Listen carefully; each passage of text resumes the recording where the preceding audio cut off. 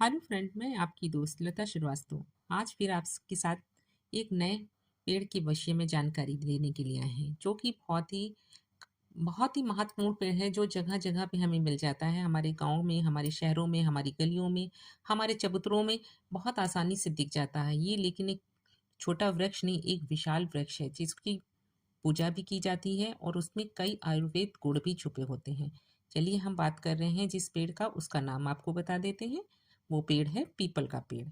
तो आज हम इसी पीपल के पेड़ के विषय में थोड़ी सी जानकारी आपको देंगे और जानेंगे कि इसका धार्मिक, वास्तुक और आयुर्वेद तीनों विषय से कैसे इसका संबंध है।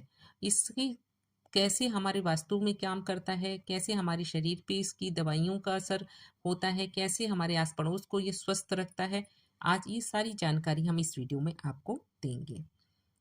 एक ऐसा पेड़ के बारे में बताने वाले हैं जो सिर्फ आयुर्वेद बल्कि धार्मिक दृष्टि से भी बहुत खास माना गया है, और वो है पीपल का पेड़। गांव हो, शहर हो, कहीं ना कहीं आपने जरूर देखा होगा पीपल का पेड़ बड़ा सा, छायादार, शांत सा खड़ा हुआ। लेकिन इसके अंदर कितनी ताकत होती है ये शायद बहुत ही कम लोग जानते हैं। धार्मिक रूप से इसका क्या महत्व होता है, चलिए वो भी जानते हैं।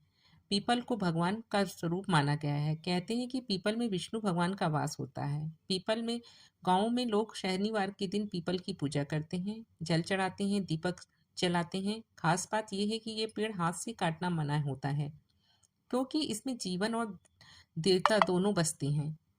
ये भी मानता है कि शनिवार देव की कृपा पाने के लिए भी पीपल की पूजा की जाती है, और स्त्रियों को तो व्रत करके इसकी परिक्रमा भी करती हैं पति की लंबी उम्र के लिए।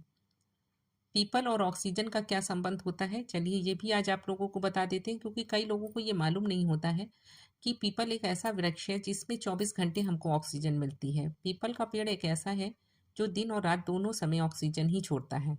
यानी अगर आप घर के पास पीपल है तो समझिए कि आप फ्री में वायु को, शुद्ध वायु पा रहे हैं। आप बताएंगे ऐसा कौन सा पेड़ है जो रात में भी सांस लेने में मदद करेगा। इसलिए पुराने जमाने में लोग पीपल के नीचे साधु संत ध्यान करते थे, क्योंकि वहां का वातावरण बहुत ही शांत और ऊर्जा वाहन होता है। आयुर्वेदिक गुण क्या होते हैं, अब जरा इसको भी हम जान लेते हैं। पीपल के पेड़ का हर हिस्सा, छाल हो, पत्ते हो, फल हो, बीज हो, यहाँ तक कि उसकी जड़ भी दवा के में काम आती है। जो छाल होती है, पीपल की छाल को उबालकर उसका काढ़ा बना लें तो वो श्वास की तकलीफ, खांसी, पेट की समस्या और हड्डियों के दर्द में बहुत लाभदायक होता है। पत्ते इसके दूध में उबाल के पीने से डायबिटीज में राहत मिलती है। अस्थमा में तो पीपल की सूखी पत्तियों को जलाकर उसकी राख को शहद में मिला के लेने से बहुत आराम मिलता है। दांतों में दर्द हो तो पीपल की जड़ को का टुकड़ा चूसने से लाभ मिलता है।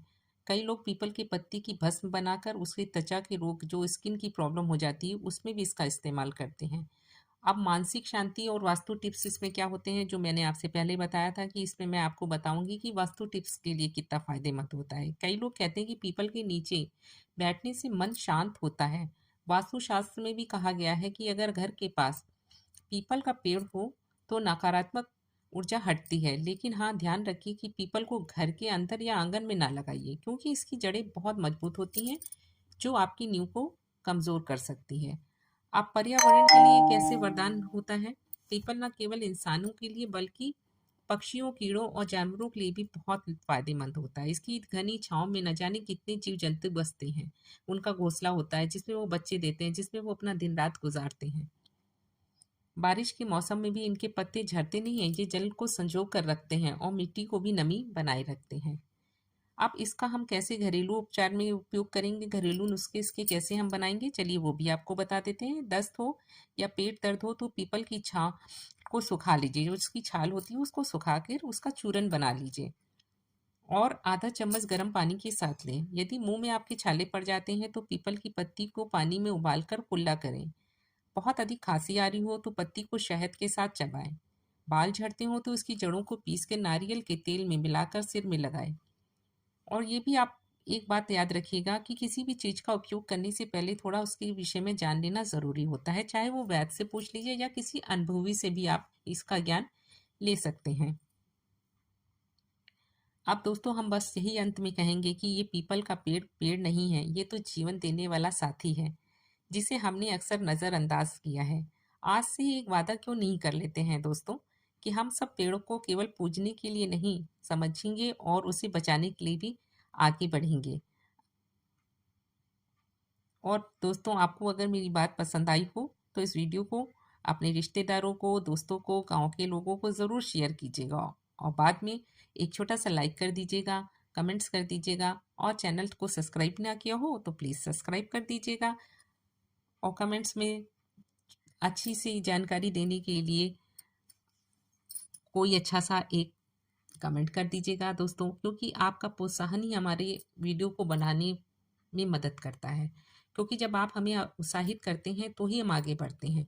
आप हमारी वीडियो को लाइक करते हैं, कमेंट्स करते हैं और शेयर करते हैं, तो इससे हमारा मनोबल बढ़ता है और जब मनोबल बढ़ता है तभी काम करने की इच्छा होती है। इसीलिए दोस्तों, आपसे रिक्वेस्ट है, प्लीज़ हमारी वीडियो को फुल वॉच कीजिएगा, ऐड को भी ज़रूर देखिएगा और अब वीडियो को यहीं पे हम ख़त्म करते हैं। फिर कल मिलते हैं किसी नई जानकारी के साथ, अपनी इस वनस्पति के साथ जो हमारे नेचर ने हमें दिया है, उसी में से किसी एक के विषय में कल मैं आपके लिए फिर एक वीडियो बनाऊंगी। दोस्तों, Radhe Radhe, bye bye, thank you so much, आपने हमारा वीडियो वॉच किया। Thank you, thank you, thank you.